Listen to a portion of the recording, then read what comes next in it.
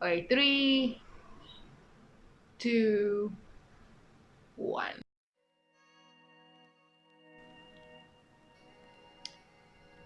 Well, that was the band-aid being ripped off. Welcome to the channel, I guess. Yes, welcome. You're here and I'm happy about that. I've had this channel for years and recently I decided that I want to start it up again, and I'm so happy that you are here watching my video right now. That's pretty cool of you. You're a cool person for doing that. And I've decided, after much thought and much deliberation, that I want my channel to be a reflection of me. I'm going to be doing music. You're also going to get a chance to see like creative skits, as well as just basically anything. I'm going to try and post weekly, but bear with me because I want you on this journey with me. I'm excited to be back. So my first video back is going to be chatting about what's happening on my face. So we're going to be chatting about skincare, what I've learned, what my new skin routine is, and what I'm being given now to help it. Backstory: I didn't have acne as a teenager, ever. I was one of those lucky people who was just like, I got the occasional pimple, but I never got acne to the extent where it needed any intervention whatsoever. However, if you've been living on Earth for the last couple of months, you know that we're currently in the middle of a pandemic, and with the pandemic came the use of mask wearing. And we started wearing masks, before we were even told that we have to wear masks, just because our household has like a lot of immunocompromised people in it. We started wearing masks and it kind of started off really small. So my skin before the lockdown, like 2 weeks in, was clear, and about 3 or 4 weeks in, I got this little spot just like about there.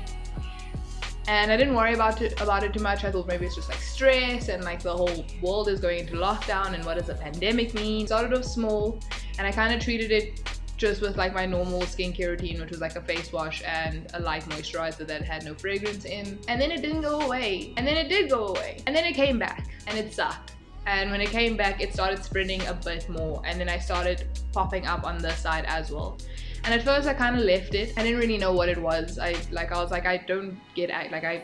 I'm past the age of getting acne.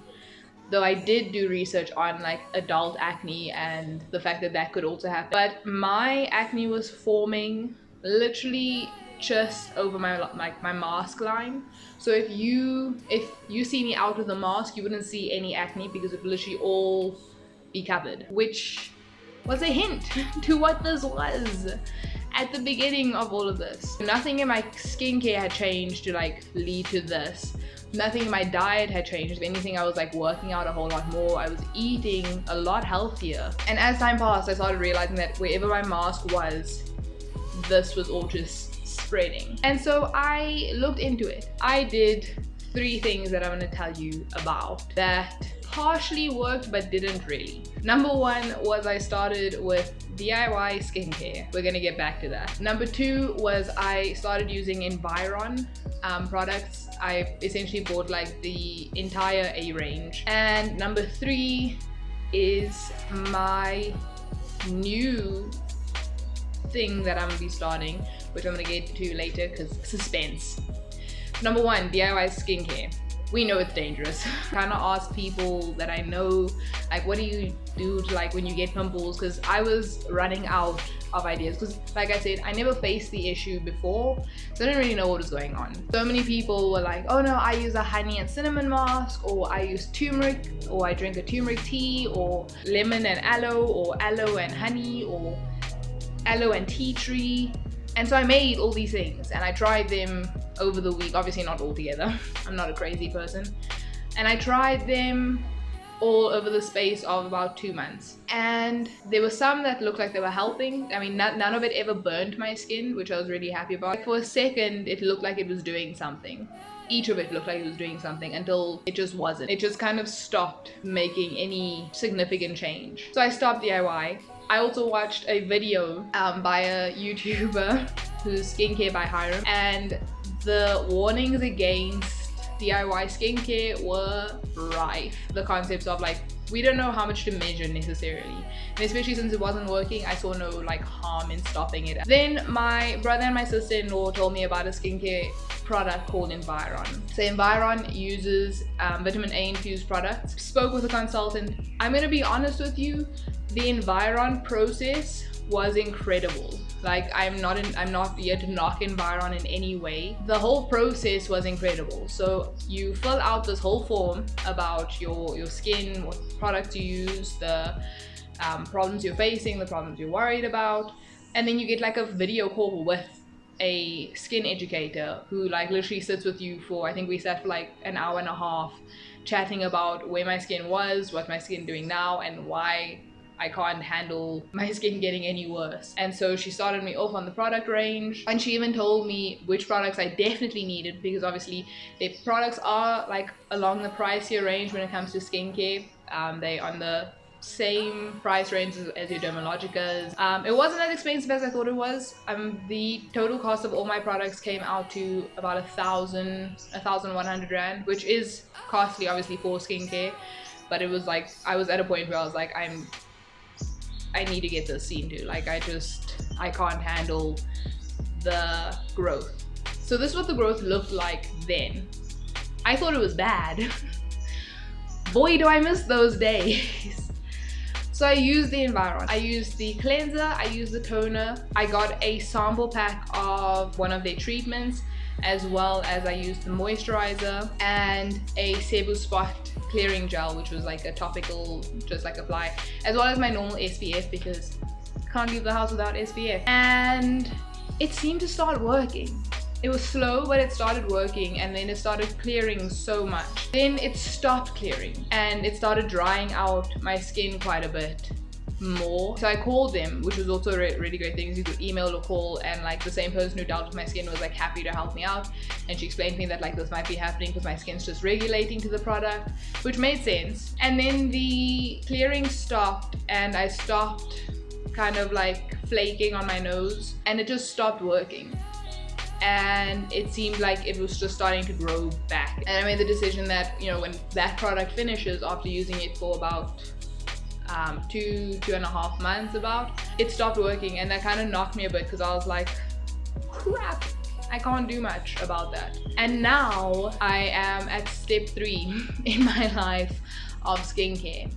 I went to my GP because I was like, I need to get this seen to. You know, you get one skin, you get one like flesh suit to wear for the rest of your life. You want to feel as comfortable and as confident in it as possible. And as much as I have tried my utmost to not let my skin get to my confidence, it is a very important part, and I'm very nervous when like we're not gonna have to wear masks, because right now masks are my saving grace. Like, you can't see my face when I'm wearing a mask, and so no one can see that my skin has gotten this bad unless they see me without a mask. I still think that your skin doesn't define you, but I want my confidence back to the level where it was. Being someone that's never had that issue and now having it, it might be petty of me, but I want to get rid of it, and then, you know, deal with the scarring afterwards, or if there is any scarring.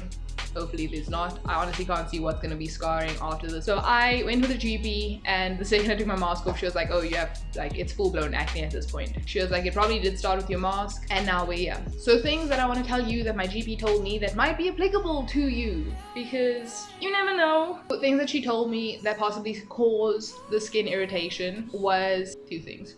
First is either the chafing of the mask against my face started like causing a bit of a rash, which it did start causing, and then that kind of just like festered. Every time I closed the mask, kept it on, and then created like this moisture space inside. And number 2, the detergent that I use to wash the mask. So we use reusable masks just because they like cheaper to use, as well as they're like better for the environment, because it's not a matter of like you're throwing disposable ones away every time. She says the detergent that we were using was possibly too harsh on my skin, which is believable, because I mean, we've had a run-in as a family with detergent and the type of detergent that we use. So with regards to the mask. I've been told for the next 6 weeks I need to not use my reusable mask. She's put me on Oratane, which, if you know, is like a sister to Roaccutane, which is also another skincare product, another skincare tablet. I'm on a 3-month dosage. Hopefully I'm one of those people who, like, after a month it starts doing the necessary things and you start seeing clearer skin. I'm also been put on tetralysal, which is an antibiotic. I was on it when I was a teenager, just because it was like a precautionary antibiotic for, like, you're a teenager, your skin might start acting up. My skin never started acting up, so I didn't really bother with it any further. I am also on the pill. I am on Yaz Plus. Essentially, my doctor wants to, like, knock this out the park. Because of where it has formed, she can see that it has been formed by my mask. Yeah, I've been put on Oratane for 3 months, so I'm gonna be recording that and putting, like, all the updates that I can put you. I'm gonna give weekly updates. They're not gonna be as long as this one. I'm gonna tell you about, like, everything, basically. I'm gonna tell you about, like, my moods, because I know that contraceptives cause weird emotional states. I'm going to tell you whether the antibiotics doing anything strange. I'm going to tell you how my skin's reacting to the Oratane, just because I know that there's not much about going on Oratane besides, like, the web factors, and if you speak to some people they tell you about it. But I want this to be kind of like a bit of a series while I get my skin fixed. For anyone who might end up taking Oratane or Roaccutane, to a matter of, like, what you might be in for. Again, these are all going to be based solely off of me and, like, my experience. If you go on it, you might have a completely different experience, but, you know, information helps sometimes. Every week I'll be doing picture updates as well. I'm going to tell you about things that I'm going to need to go for. Like, I already know that I have to go for blood tests after 6 weeks. I'm going to tell you how the whole process kind of goes and how I feel during it, basically. And I hope that you find it informative. I really do. So hopefully this will help you if you're starting a skincare journey or if you're starting Oratane. That's all I have to say for now. I'm going to update this video when I start my medication. Might be later today, might be tomorrow, might be the next day. I hope that you guys find this helpful, and I'm happy that you're on this journey with me.